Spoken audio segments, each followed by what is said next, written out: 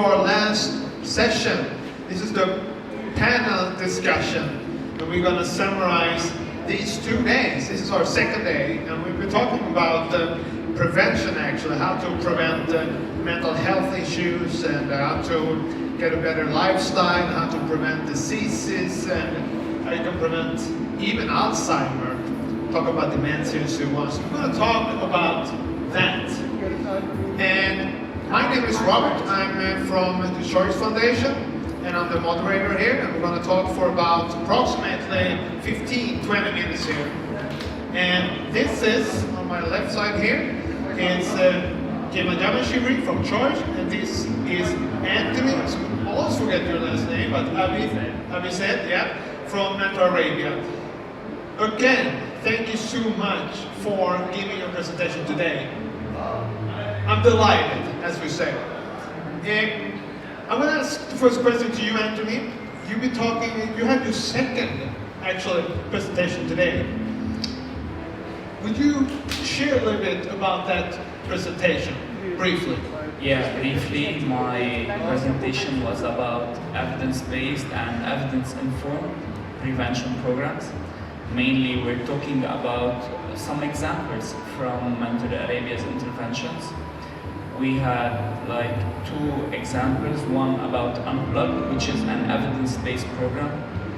This program was developed, as we mentioned, by UNODC and EUDAP, and we wanted to duplicate the success of the program in the Arab region, and that's why we adopted and adapted the program for Jordan, Palestine, Sultanate of Oman, and Lebanon. And on the other hand, we have 4Z, and 4Z it's an evidence-informed program developed by Mentor Arabia, and proudly I'm one of the developers of this program, which tackled 14 topics between life skills and risky behaviors, which are drugs and addiction. It's always important to say and mention that once we want to implement the program with any target audience, we have to study well the needs of this audience, and based on that adapt our program, because it's not something unique that can work with any target audience. Is that the program you use in schools? These 4? Yeah. Yeah. Unplugged is a school-based program. However, 4Z can be, it's like a flexible program. It can be implemented on school-based, and it can be implemented out of school. And last question, target group, what ages are they? Unplugged target group is 12-14, and 4Z 12-17. Okay, yeah. Thank you, Anthony. Now turn to you, Mr. Yamanshiri from Choice Foundation. And you are a medical doctor as well. You meet patients every day. You've been talking here, actually focus more on prevention here. And you have had so far 2 different presentations. Would you like to share a little bit about your presentations? Yes, thank you, Robert. So the first presentation was about the Choice Foundation, the work that the Choice Foundation does. It goes out to schools, educate and inform young people about healthy lifestyle, about the body and health, what happens when we consume alcohol, when we smoke, when we consume different drugs, with the intention of hoping that the information alone, not telling people what to do and what not to do, will lead to a more healthy lifestyle and right choices throughout life that will prevent disease.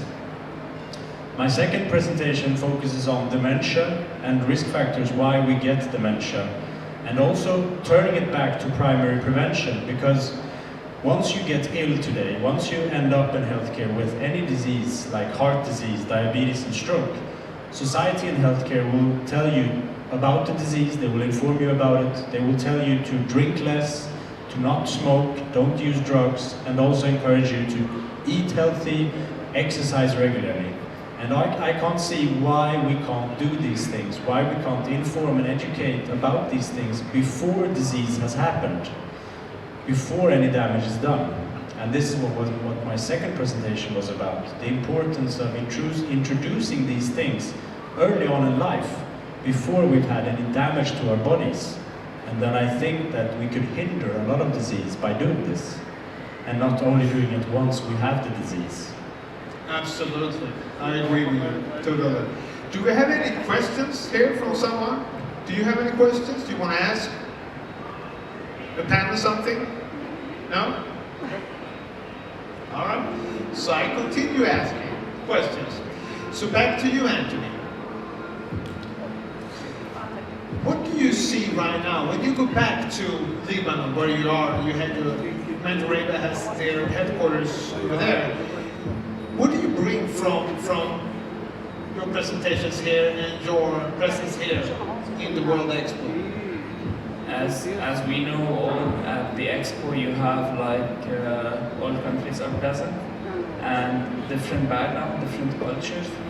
It's really important always to exchange with others, and specifically about our experiences while intervening with target audience and like children, adolescents, youth, parents. And after each session we had like a small discussion with people around here, and they are sharing with us their experiences. For example, yesterday after my sessions about our experience by implementing a youth academy program, I had a conversation with someone from Sweden living in Dubai, and she was asking me if we have like an online platform where they can get access to our programs. And she mentioned that she is facing some challenges with her son. He is 18 years old, and you know it's like a phase where you are exploring the world. And she mentioned that he is smoking right now, and he wanted to tell her, but he was facing challenges for experiencing himself.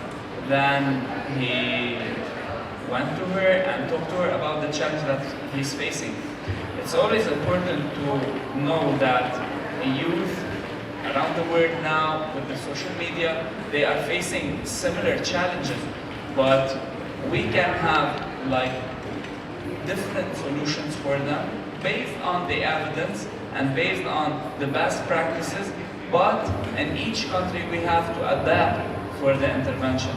And highlighting the importance of having like one platform where you can go and access, and that's something that we are planning to have. We are working effectively on our app, and our website is here. Then now we are digitizing the programs, and after this experience as well, it's more like a motivation for us to continue this work, because during the pandemic we developed and adapted online versions for Unplugged, the program that I introduced to the audience today, and other programs. And here is the importance to digitize everything and have quick access to the beneficiaries, but taking into consideration always that face-to-face intervention are the more effective interventions. I think that's so important.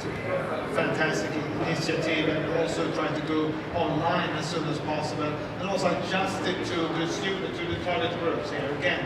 So I think it's brilliant. Last question, actually. We have to wrap it up a little bit, and I'm going to let you, Kevin, summarize a little bit, and I'm also going to ask you the same question.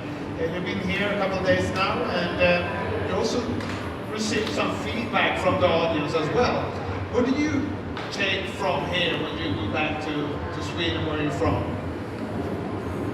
Well, a lot of things, but of course the cooperation with Mentor Arabia, getting to know your work, and also like the collaboration. That's why we're here, to collaborate, network, learn from each other, educate each other, and keep the connections globally once we get back home, so that we can all together affect the world and improve the world. Of course, the feedback is important. You realize that things that we talk about, primary prevention, even though that we're trying to educate the youth, we see that a lot of the people here listening also have questions about this. These are knowledges that maybe they haven't heard about before, and that also stresses the importance of our work, and that we should continue what we do to educate people and teach them these things at a young age, so that we can prevent disease and maintain a healthy lifestyle throughout life. Fantastic. I agree with you. Do you have anything else to add? we have any questions? I don't see any hands in the air here. So I probably say thank you so much to Anthony and to Nora as well, to Mentor Arabia for participating these 2 days, as well as to Kevin for being here from Choice Foundation. It's been a blast to have you here. I'm delighted. Yeah, I want to thank you, Robert, for the opportunity to work with you and Choice Foundation from my side and all the team, because it was like people saw us here for 2 days, but it was a very long preparation to be here for months, and it was an honor for us to work with you and be here and present Mentor Arabia. And sure, as we are part of Mentor International, which is headed by Queen Sylvia, Her Majesty. It's always a pleasure to work with all of the organization headed by Her Majesty Queen Sylvia, and we are looking forward for the future collaboration as well. Thank you so much. Thank you for your kind words. And also thank you, Jasmine, here for doing I don't want to say the most important work, but she does a great job here. Thank you, everyone, for helping us. Thank you so much.